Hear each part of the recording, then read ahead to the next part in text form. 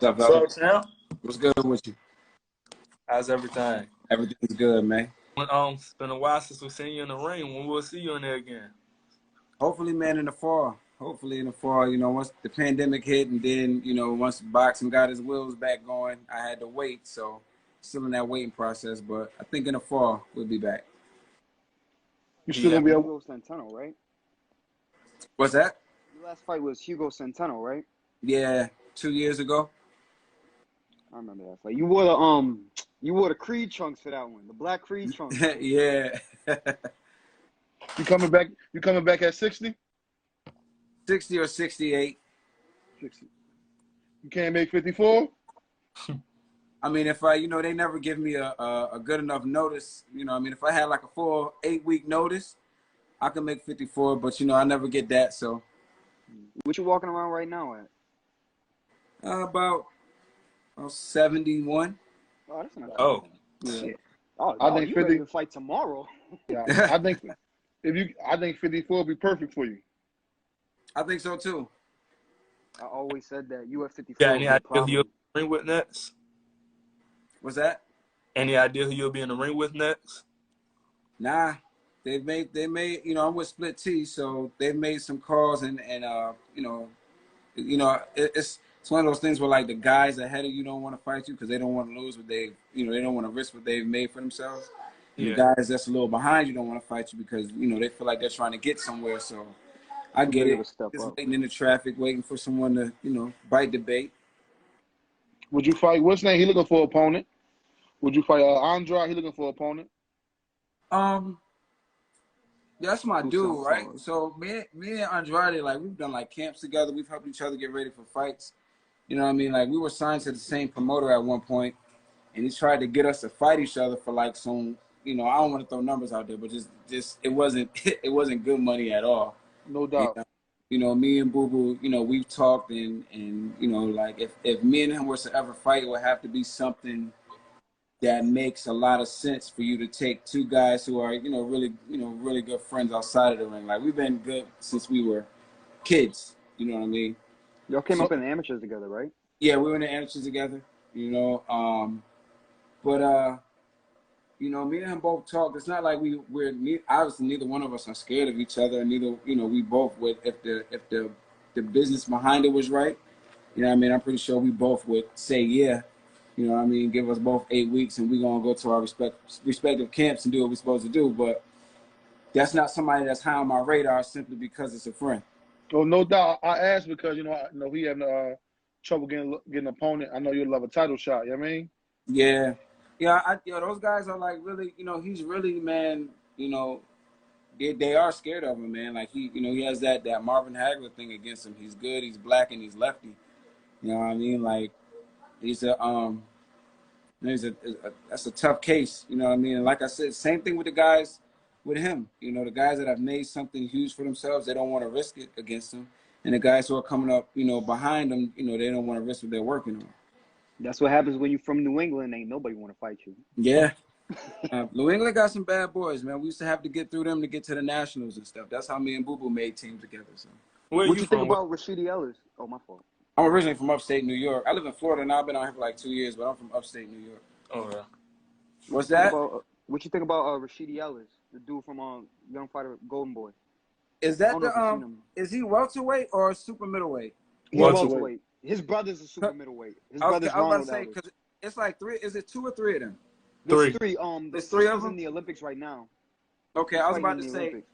Nah, they all dope, man. I think they all can fight, man. They all dope. Yeah, Rashidi's another one. It's like it's hard for him to get a fight. He done called dudes out on their Instagram to message them. He can't get a fight. Yeah, man. I know you'll have to get the rest off from being out the ring for a while, but is there anybody you got your eyes on? I know not particularly.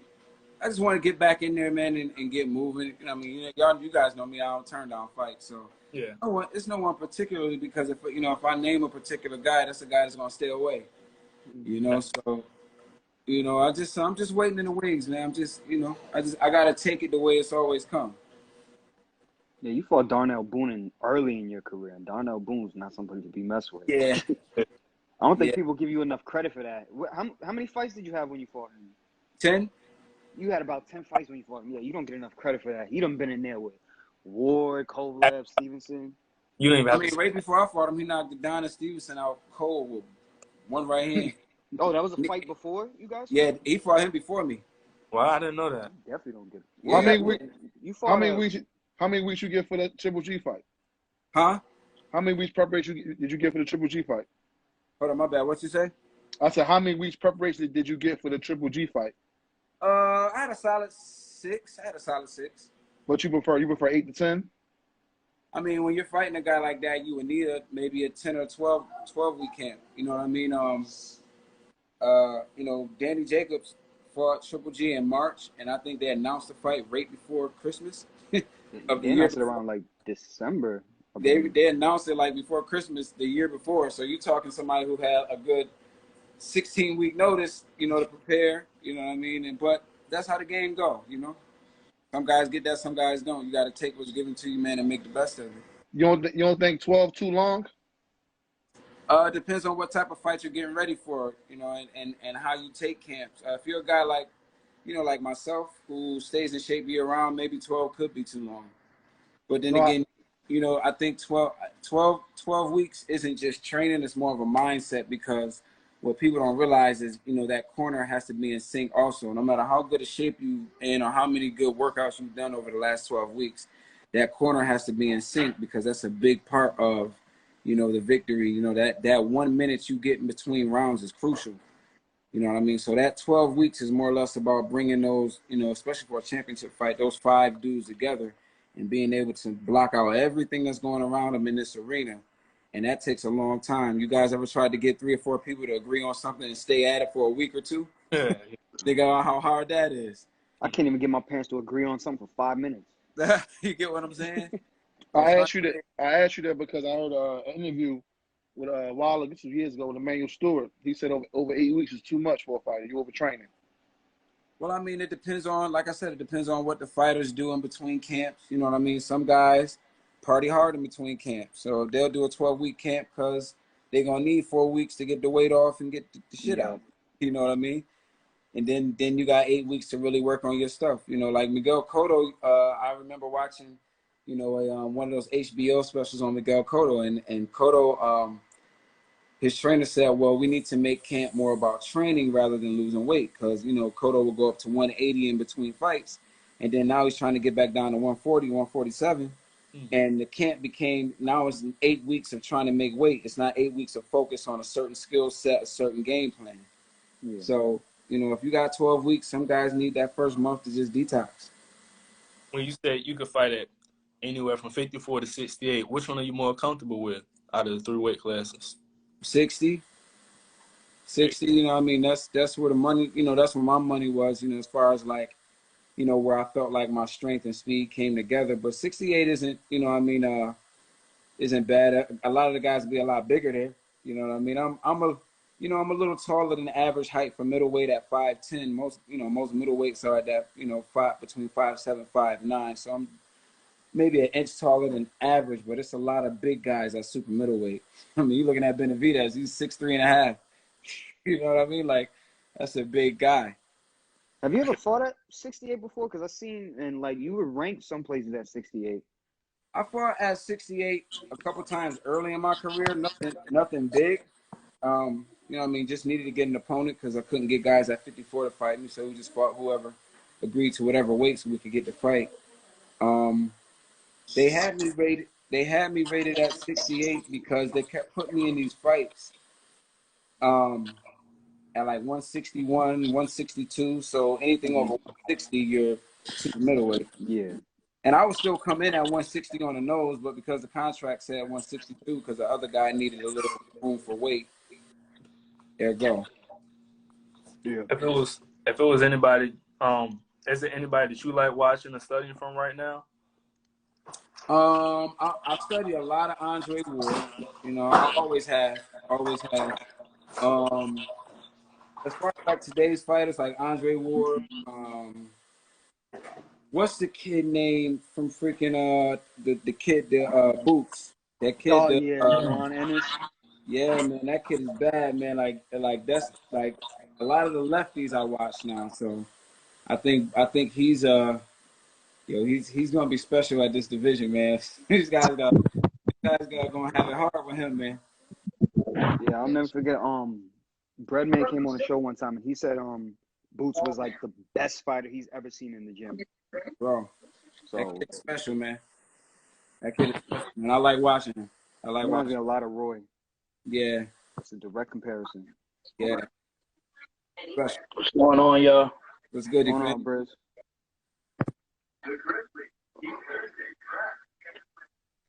You got a Briz. question? Oh, How I many? not know. Huh? How many people are on? Somebody just left. Yeah, I Ty, think his TY, my man TY just left. Oh, okay. We like rotate so everybody get a chance to ask questions. Oh, dope. So, I was listening, like, what's up next for you? We're hopefully looking forward to the fall. Something like early fall, September. Late September, early October. So I was reading the YouTube comments, right? right. And like one dude on there said I was awful, don't invite me on no more because I don't I don't write down questions before I get on. I just freestyle my questions. That's a good thing. Don't we You know all what I'm do that, saying? though? No, I guess he was like, I'm awful. I just say the first thing that come to mind. Ain't So I guess, nothing wrong with that. That That's creates don't slick be- questions. that they don't be creates funny thinking. and good moments, man. I'm with it. Yeah, Seb had my back though. You know what I mean? Sebbie had my back. Right. But yeah, though, I asked my main question is when you first started boxing, rather sparring or professional boxing, what fighter hit you the hardest that you knew that you had to get him out of here or it was going to be a long day? I'm doing the interview right now. Probably my boy Eric Warren, man. This dude, and it's crazy because this dude is like a lightweight. I mean, like a junior welterweight. Right. And but he's a murderous puncher, man. Like we wanted to turn him pro and everything, and he had other things going on. White kid too. That's the crazy thing, right? White kid. One of my really good friends. And this day I was just doing round robin. I must have did like 17 rounds this day, and I'm sparring with everybody from him at freaking 140 all the way up to guys that's 230. You know what I mean? And I'm just doing round robin this day. And we had to be in like that 8th round, man. And this dude, and mind you, we don't watch this dude. I don't watch my coach hold the pads for him. I don't watch him hurt my coach's hands. I don't watch this dude hit the heavy bag and it looked like the shit's bouncing off the ceiling. And I'm like, all right, that's cool, but I'm bigger than him. Man, this dude connected with a right hand, yo. The whole left side of my body went numb, like all the way down to my toes. and this was sparring? And like that feeling you get when, like if you like slept the wrong way and you wake up and your leg just heavy, you can't even Right. move it. Bro, I was like that for like a good maybe 5 seconds. And 5 seconds don't sound like a long time, but when you in fast-paced sparring, 5 seconds. Yeah. My bad, I Right. was on the phone wrong. Like them last 30 seconds? That happened in sparring, man. Yeah, that kid. It's actually a video. I'll send it to your inbox and him knocking this one kid out on YouTube, man. And the kid was like 170, and Eric's all of 142 pounds soaking wet. And the kid tried to, like, you know how like every gym has these guys that come in and try to just take your head off because that's just all they know. Yeah. Eric hit this dude, man, and they had to help him up, and dude was like almost fell again. I'm gonna send it to you so you can see the dude that freaking hit me. And then in the fight, I think a lot of people think the hardest I've been hit is Triple G. Triple G is like probably the sharpest I've been hit. He's a very hard puncher, but I think the heaviest blows I felt were Darnell Boone. I thought that's what you were gonna say. I was just about to say, Yeah, he's not like- going to say Triple G, he's saying Darnell Boone. Yeah, because Triple G sharp and he's pinpoint. So you know what I mean, like, and he wears those those Grant gloves. So when he comes across, you know what I mean, like, and it's a different type of power. But with Darnell Boone, man, he got like it's the force. Like he can hit you and knock you from one side of the ring to the other. Like Triple G gonna hit you and paralyze you. Like Darnell Boone can hit you and knock you out of the freaking ring. You know what I mean? I heard you're not the first fighter that I heard say that about Triple G. Like when we watch his fights, like we on the outside looking in, they don't credit him to be the hardest puncher that they ever faced. Right. But when we watching TV, we credit him for being the hardest puncher in boxing. You know what I'm saying? And but fighters don't give him that. Triple G is he's very skilled too. The thing with Triple G's power is like, it's almost like put it like this: a guy that we know that's a bona fide puncher is David Lemieux. You know, like that's nothing you have to question. But every one of David Lemieux punches has smoke on them. Every single one. So once you weather the storm a little bit and okay, this is what I'm dealing with. You feel what I'm saying? That's why when he fought Gabe Rosado, after like 2 or 3 rounds, Gabe Rosado sort of just walking to him like, all right, I felt that. You know what I mean? I felt I could take that. But Triple G, like, he's not like consistent. He'll catch you with a hard shot and it'll rattle you. Then he'll touch, bang. And you can't really brace for it because you don't know what's a touch, what's a bang. You feel what I'm saying? And before you know it, you know what I mean? Like, you done been touched with some real hard shit. You know what I mean? Because he don't like everything he throw don't got smoke on it. You know what I mean? You know, he's real skilled. He'll touch and open you up here, almost like Lomachenko, open you up with a shot and then catch you with some wild shit. You know what I mean? So his power is a little different. He's good at changing the tempo on his punches. Yeah, he's real good at changing the tempo on his punches and the angle on the shots. So yeah, I also heard, my bad here, man. Go ahead. One of the best things about Triple G, his power stays consistent. It never fades away. He's not like I said, David Lemieux is very explosive. His power is explosive. You know what I mean? Like Triple G's power is very consistent. And those are the fighters that are the toughest to deal with. You feel what I'm saying? Those guys that are at, are going to go up and then maybe they're going to teeter off in like the 5th or 6th round. But those guys that get to that peak and then just ride that peak for that. Sort of like Julio Cesar. For the whole fight. Like Kelly Pavlik was like that. Like Julio Cesar Chavez. Chavez, same way. That one pace, that's difficult. It's like Michael Myers. Do you in situations like that, do you think them fighters like keep punch stats during rounds? Like, I'm only gonna throw 50 or 60 punches a round to maintain my pace for 12? Maybe. I don't know what's, I can't speak for them because I'm not in their camp to know that. But, I know one thing from watching guys, like Triple G. Actually this is like a really West Coast, like Mexican style. They perfect everything. Like Triple G will get in the gym and throw right hands all day. You know what I mean? Just like he'll work on right hands just all day. So all of the crazy combinations and slipping and rolling and stuff, he's gonna work on the right hand all day. And like Bruce Lee said, I don't fear the man who throws 1,000 punches. I fear the man who practiced one punch 1,000 times. Yeah. You know what I'm saying? Right. Because like he know when I land this, he's building up that repetition. When I land this bitch, it's gonna hurt. And that's like I'll notice that like a lot of like gyms that are like more Mexican based out in California, like a lot of them, they don't do like a lot of the, like they're not like the East Coast fighters, like, like the Philly Shell and the way New York fighters and East Coast fighters fights, like they'll work on, I see these guys get in the gym, just work on left hand, right hook. I mean, right hand, left hook all day. That's just all day. That's all they'll do. But when they touch somebody with that bitch, it's a different story. So what was it like being in there with Triple G? Like, what was going through your mind when you was fighting him? I can't remember what was going through my mind. I know I was happy because I'm like, I'm at that championship level. You know what I mean? But box and stick to what try to remember my game plan. That's the only thing that was really on my mind. I almost couldn't believe it too. The moment sort of overwhelming. You know what I mean? Because you got to think, I only had 19 professional fights when I fought Triple G. Yeah, you were still pretty young when you fought him. Yeah, so like that moment was still. I had packed arenas here at home. Well, at home in New York. You know what I mean, of 7,500 people. You know what I mean, but this was, almost 20,000 people, and 19,997 were for him. So that was different. It was a different Yeah. experience. Must You have been seen like the the fight. atmosphere too. Yeah, it was a different, you know, it was a different atmosphere. But it prepared me because when I fought, you know, Rosado a year and a half later in front of That was a 50,000 beautiful performance, by the way. people, it was like nothing. That was a beautiful performance, by the way. I love the way you boxed in that fight. One fight I wanted to ask you about, Hitman brought up to me earlier, and I know you handled it well. How was it with Willie Monroe when you had to deal with? I mean, that was dumb. Billy Joe Saunders. With Billy Joe Saunders. He's shadow boxing. I can't believe I just did The that. white Willie Monroe.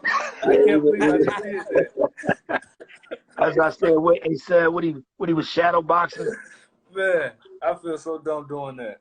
But yeah, when you was about to fight Billy Joe Saunders at the weigh-in, I know all the drama with that. How did you handle that? Did it mess with you mentally at all? I don't want to say it messed with me mentally. I was like dismayed. Like I was like, you know, like you ever just be confused, like that shit That really just happened. Yeah. You know what I mean? Like, why is this a reality right now? Like that's all I could think. Like it's like this shit ain't happening. Like this not boxing. Like this ain't what, you know. Like I see them do. Like you know, I see them do the showmanship and stuff. But this like, come on. Too much. Yeah, it gets to a point where it's just like straight disrespect. Like there's no need for that. But you know what? I got to a point to where, you know, I mean, one of my mentors, when I came home and I'm just like, yo, I know this guy isn't better than me. You know, I know this guy, his skill level, his conditioning, nothing is. I said, I was in dismay. And he was like, look, you know, you dealt with a lot. And he was like, you got to look at it on the bright side, right? You came out of an area where boxers don't come out of. Like, athletes don't come from where I'm at in New York. So he was like, you know, you made it to the top of the boxing world, and you had to go all the way into another man's backyard to even get a shot. And everything that you had to deal with over, they had to bring all of that against you to squeak out a close victory. He said, so what does that say about you in turn? And I was like, now I guess when you change the way you look at things, the things you look at change. I'm not one for victories. I'm one for the win, but at the same time, You understand what losses come with the W. So you got to see the moral victories in them in order to attain another victory down the road. So That's well said. it's still one of those things that's like, it's still weird. Like when it come across my timeline, sometimes I'm like, I can't believe that shit really happened. You know what I mean? But like, you know, You would have thought she was my brother the way I got mad at that. It was disrespectful, but for someone to have to go that far to make someone uncomfortable, you know, it says a lot. I got you in my backyard. You know what I mean? Even your promoter is on my side. You know what I mean? And I got to go and do all of this crazy stuff and have people, you know, showing up to your hotel room and threatening you. Yo, man, it was a circus. Nah, because I remember you kept saying to him, I forget what you said. I think you kept saying, I'm your subconscious. Yeah. And every time you said that, it's like he just got madder and madder and tried to do something else to like get you out of character. I got that from Jamie Foxx. I was just trying to like drown them out, man, because I was like, you know, like where I'm from, like we don't talk too much. This is why whenever I do face off with people, I smile, man, because if it get to back and forth with the yap and then it gets too heated, like I was taught to swing. I wasn't taught to, you know what I mean, you know, so I don't want to lose my money. I don't want to mess up nothing in boxing, man. So I try to keep shit real cordial so I don't, you know, fuck nothing up. Yeah. I mean, I think that's just a UK thing. What's that? And I think that's just a UK thing. Billy Joe. Yeah, like no, like yeah. Well, you know, like D Mike said, they characters like Tyson Fury, right? Billy Joe Saunders. You remember what he did with Deontay Wilder? Yeah, yeah. He just one of them guys, man. Yeah. Oh, when he threw the chicken wing at him, then he ran for his life. Yeah. Bro, I've never seen nobody run so fast. in his own, wasn't he in his own hometown? Yeah. Like how you run in your own hometown? Yo, imagine Deontay Wilder and his goons after you. That's a big deal, man. Deontay Wilder alone. 6'7", 6'8"? Yeah. 6'7"? Why do you want Let me beat up the man. Yo, I remember that. They beat up the guy that was talking about his daughter. Yeah. Oh, man. Oh, that dude deserved that. That was early Deontay, too. Yeah. Yeah. Oh, can you imagine if Wilder now hit him with all that practice with that right hand he got? Oh my gosh. Yeah, nah. Yeah. Would you Wait, fight have you ever really? Go ahead, man. Hmm? Yeah, will you ever encounter any like real life troll? Because I'm gonna be honest, right? I'm a troll on Twitter. I'm not even gonna lie. I'm a troll on Twitter because Twitter, there's too many trolls, so you kind of gotta adjust. Right. That's why earlier when I hit you with the "it doesn't matter" thing, that was like, you know, Twitter personality. But it's like, Right. you ever had to deal with one of these dudes in real life? Nah. But I could tell you this though. I could tell you this, right? Like I find a lot of it funny. Like, I'm like, because like I used to be that guy. And when I say I'm not the guy to troll people, but when I say I used to be that guy, I used to be that angry guy. Mm-hmm. You know what I mean? Most of these guys are angry. Like, you know, a lot of these guys, man, are like ex-athletes or like ex-fighters or like, you know, like maybe close to a fighter that didn't make it or didn't get a shot or something. And they're angry, man. Like when you hear them talk, you could tell that they have some type of knowledge of boxing, and you could tell it's coming from a real hurt place. But some of the shit be hilarious, yo. Like some of the shit, yo, I'd be like, yo, nigga, I ain't even mad at you about that shit. They're like, that's what I'm thinking. Like, yo, and I'm like, yo, if they actually, if people actually took that, right, that engine that they got in their head to create some bull like that and actually applied it to something that, like, useful, like, you know how many geniuses we might have? That's a fact. You know what I mean? Like, but if you want your genius to be in comedy, I'm going to laugh with you. You know? You know what? I Always have put up a post on Twitter today because I only been on Twitter for 5 days, and I said this is what Drake meant by Twitter fingers, because I'm watching it, I'm like, yo, like these people really be talking shit on here. You ain't seen nothing yet. I don't know how to listen. I'm gonna tell you about me. I don't know how to go back and forth on the internet, man. I don't know. I don't know how to. That's a good thing. I don't know how to, man. Ever since I'm from Philadelphia. I don't, man, listen, we gonna see each other. I ain't got to be going back. Then most of the people that talk shit don't have no profile picture. Right. You know what I'm saying? They just like you really hiding behind that shit you talking. You really arguing like, with Abraham Lincoln? Yeah, like you really. It's already enough to hide in real life, but you hiding on the internet, like that's And then they have the dumbest username ever. Yeah. Spider-Man 023457. Like, yeah, it got a lot of numbers in it. Like, but honestly though, like when you think about it, because the way I go about it, so many trolls arguing with logic, it doesn't do nothing. It's not gonna do anything. Nah. So it's like you gotta adjust and you kind of gotta troll with them.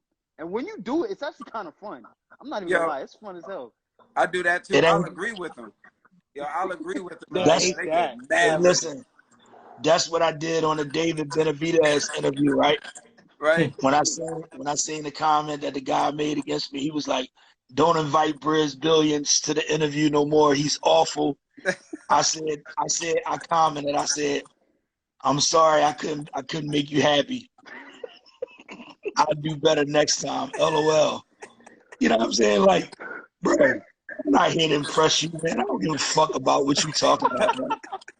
Think like you're supposed to impress somebody. Yeah, like I don't give a fuck what you talking about, man. Yo, that's my favorite catchphrase. Yeah, Hitman would say I don't pay no mind. I laugh at a lot of it. Yeah, I got a bad habit funny. Right Hey, Seb, and you know what's crazy? I noticed Seb turned the comments off. Yeah, I seen something that made me. I seen it too. That's why. But we know though. We know that's not shit. We know. Yeah. The thing is, this is my thing. Like trolling makes you happy. I mean, I'm gonna tell you why I don't. Because I'm like, all right, you literally just went inside your mind, made up a scenario about a human you don't know, and put all of the negative energy you could into it, and let that shit transfer into some shit you typed. Like, you went through all of that shit. Like, you really went through, like, I just made you have a full connection. My pure existence just made you have a connection in your mind, and you expressed it. Thank you. And you want to know Right. what the funniest thing is, Willie? Is when they tell you stuff that you already know. It's like, okay. Right? Like somebody That's what. got my Listen. I know. That's Okay. I was there. no. That's why. Yeah. Listen. That's why Seb turned the comments off. Exactly. But You I saw said, that. I said we know already though. Like if you're a boxer, right? If you're a boxer and your record is 20-3, okay, I got 3 losses. Okay, I know who beat me. Right? I don't give a fuck if you tell me how I lost. Bro, it already happened. Yeah, it happened. Yo, they I tell remember you that 4 wasn't years there. ago. Right. But you tell know you what's like you wasn't crazy? But that's coming from a motherfucker, right? That posts a video of him fighting somebody and he looked fucking terrible. Yo, that's yo, when they be bold enough to post their videos, Yeah. I be like, oh, yo, you serious? Like, It's I'm people just from California.